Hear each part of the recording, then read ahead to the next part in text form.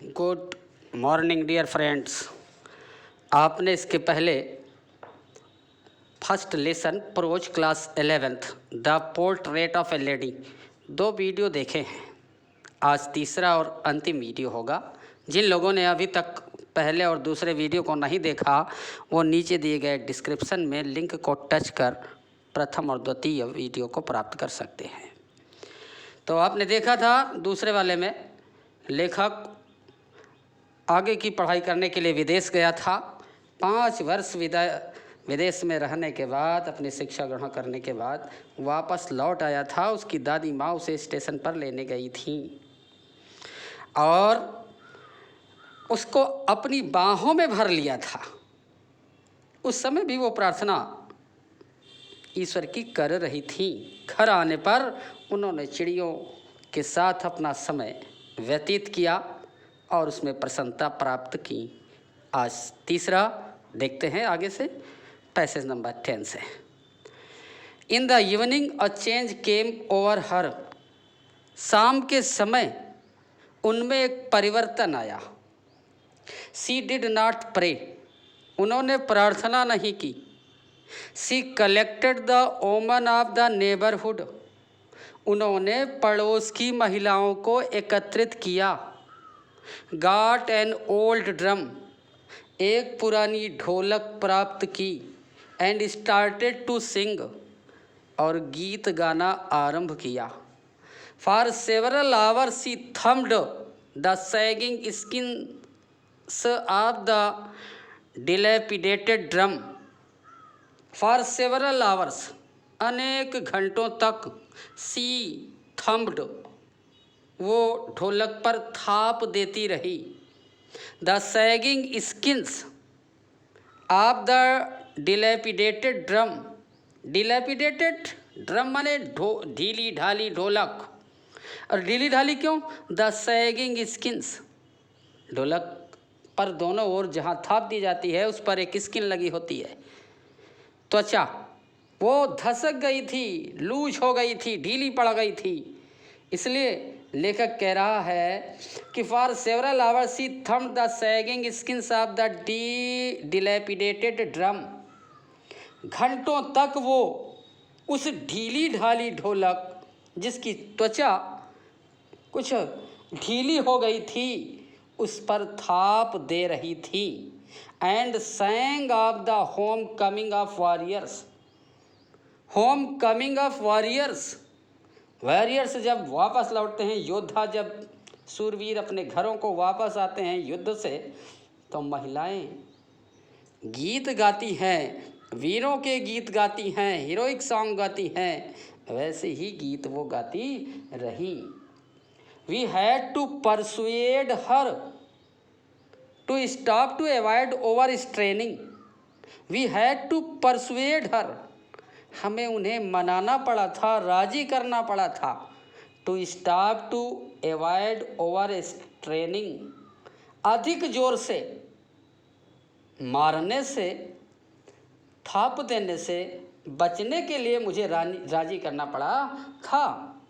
लेखक कह रहा है कि मैंने अपनी दादी माँ को अधिक तेज थाप देने से मना करने के लिए उन्हें राजी किया। That was the first time, ये पहला अवसर था। सिंस आई हैड नोन हर, जब से मैं उन्हें जानता था, जब से मैं उन्हें देखता था। That she did not pray, उन्होंने प्रार्थना नहीं की थी। जब से मैं उन्हें देखता था उन्होंने कभी अपनी प्रेयर नहीं मिस की। यहाँ तक काम करती थी तब भी प्रेयर करती रहती थी, लेकिन ये पहला अवसर था जब उन्होंने प्रार्थना नहीं किया। नेक्स्ट पैसेज की ओर चलते हैं। The next morning she was taken ill. The next morning, अगली सुबह, सी वॉज टेकन इल, वह बीमार हो गई। It was a mild fever, हल्का बुखार था उन्हें। And the doctor told us that it would go, और डॉक्टर ने हमें बताया कि इट वुड गो, ये उतर जाएगा, ये जो हल्का बुखार है उतर जाएगा, ठीक हो जाएंगी। But my grand mother thought differently, लेकिन मेरी दादी माँ का विचार भिन्न था, डिफरेंटली था। शी टोल्ड अस, उन्होंने हमें बताया, that her and was near, कि उनका अंत निकट है। दादी माँ ने हमें बताया कि उनका अंत निकट है। She said that since only a few hours before the close of the last chapter of her life, she had omitted to pray. She was not going to waste any more time talking to us. उन्होंने she told us, उन्होंने हमें बताया, that her end was near, कि उनका अंत निकट है। She said, उन्होंने कहा, since only a few hours before the close of the last chapter of her life, कि चूंकि वे अपने अंतिम समय के कुछ घंटे, अंतिम समय के कुछ घंटे, she had omitted to pray. She was not going to waste any more time talking to us. अपने अंतिम समय के कुछ घंटे प्रार्थना करना भूल गई थी। उनके पास हमसे अब बात करने के लिए समय नष्ट करने की फुर्सत नहीं है। उनका अंत आ गया है। 12 पैसेज देखें। वी प्रोटेस्टेड, हमने विरोध किया, but she ignored our protests, लेकिन उन्होंने हमारे विरोध को इग्नोर कर दिया, हमारे विरोध पर ध्यान नहीं दिया। सी ले peacefully in bed, way bed पर शांतिपूर्वक लेटी हुई प्रेइंग, प्रार्थना कर रही थी। एंड टेलिंग हर बीट्स, और अपनी माला को फेर रही थी, उसकी गोटियों को चला रही थी। Even before we could suspect, इससे पहले कि हम कुछ संदेह कर सकते, हर लिप्स स्टॉप्ड मूविंग, उनके होठों ने हिलना बंद कर दिया। And the rosary fell from her lifeless fingers, and the rosary, और माला, fell from her lifeless fingers, उनकी निर्जीव उंगलियों से नीचे गिर गई। A peaceful pallor spread on her face, एक शांत पीलापन उनके चेहरे पर फैल गया। And we knew that she was dead, और हम जान गए कि वह मर चुकी है। और अंतिम पैसेज देखें। We lifted her off the bed and as a customary laid on her ground and covered her with a red shroud. We lifted her off the bed, हमने उन्हें बेड से बाहर उठाया। As is customary, और जैसा हमारे रीति रिवाज के अनुसार है। Laid her on the ground, उन्हें फर्श पर, जमीन पर लिटा दिया। And covered her with a red shroud, और उन्हें एक लाल कफन से ढक दिया। After a few hours of mourning we left her alone to make arrangements for her funeral. After a few hours of mourning, कुछ घंटे शोक मनाने के बाद, कुछ घंटे शोक मनाने के बाद, वी लेफ्ट हर अलोन, हमने उन्हें अकेला छोड़ दिया। To make arrangements for her funeral, उनके अंतिम संस्कार, या यूँ कहिए उनके फनरल दाह संस्कार के लिए व्यवस्था करने के लिए हम चल पड़े। In the evening we went to the room, शाम के समय हम कमरे में गए।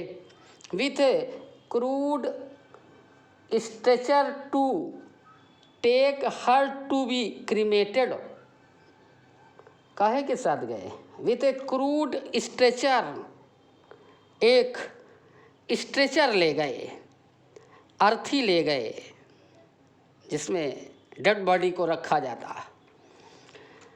तो हम एक we crude stretcher to take her to cremated, ताकि उनको हम दाह संस्कार तक उस अर्थी पर ले जाएं।